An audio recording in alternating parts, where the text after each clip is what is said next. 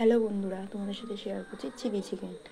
এটাকে আমি আগে ভিনেগার দিয়ে ম্যারিনেট করে রেখে দিয়েছিলাম, তারপরে একবার ধুয়ে নিয়েছি, এর মধ্যে দিয়েছি নুন, তারপরে এখানে দেবো আদা বাটা আর রসুন বাটা। আদা রসুনের পেস্ট করে রেখে দিয়েছিলাম, সেটা দিয়ে দিলাম।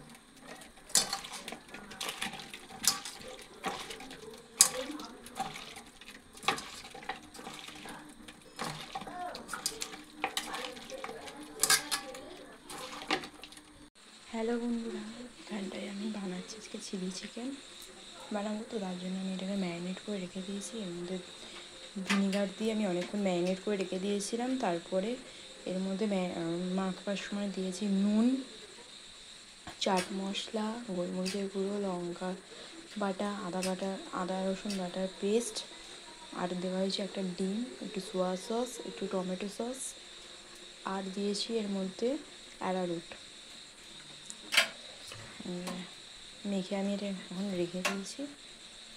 এটাকে এবার আমি ভাজবো। চলো, এখানে আমার চিলি চিকেন তেল গরম হয়ে গেছে। প্রথমে আমি এখানে রসুন কুচিগুলো দিয়ে দিই। রসুন কুচি দিয়ে হালকা বাদামি বাদামি হয়ে নিই, একটু নেড়ে নিই। এখানে কড়াইটা তেল গরম হচ্ছে, এখানে আমি রসুনটা বেশি লাল লাল হয়ে তেতো হয়ে যাবে। তার মধ্যে আমি দিয়ে দিচ্ছি একটা রসুন আদা কুচি করে রেখেছি, এখানে দুটো বড় বড় পেঁয়াজ নিয়ে এসেছি, এখানে রসুন কুচি, এখানে আদা কুচি। গ্যাসটা মিডিয়াম আছে দেওয়া আছে, নাহলে রসুনগুলো বেশি হয়ে গেলে এখানে আছে লঙ্কা, আমি একটু বেশি করে ঝাল যেন খাওয়া একটু লঙ্কা দিয়েছি।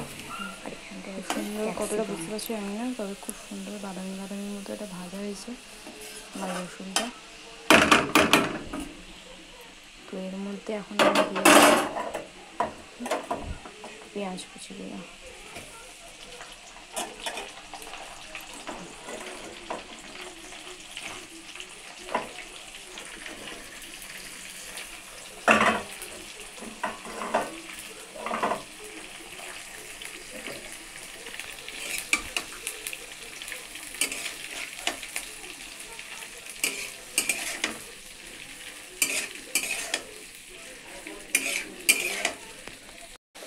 এখানে এবার আমি অ্যাড করে দিয়েছি ক্যাপসিকাম।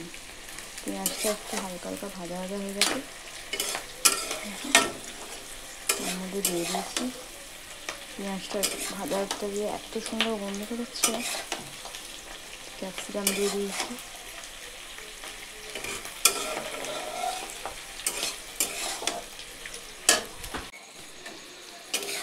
এখানে আমার ক্যাপসিকাম আর পেঁয়াজটা মোটামুটি ভাজাভাজি হয়ে গেছে।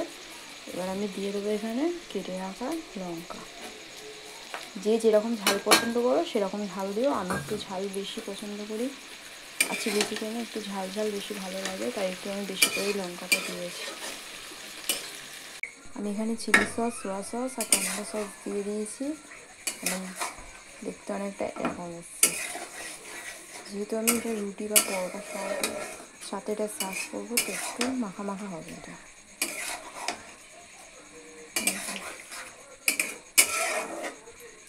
পুরোটা কমপ্লিট করে তারপরে তোমাদের সাথে আমি শেয়ার করছি কেমন দেখতে হয়েছে।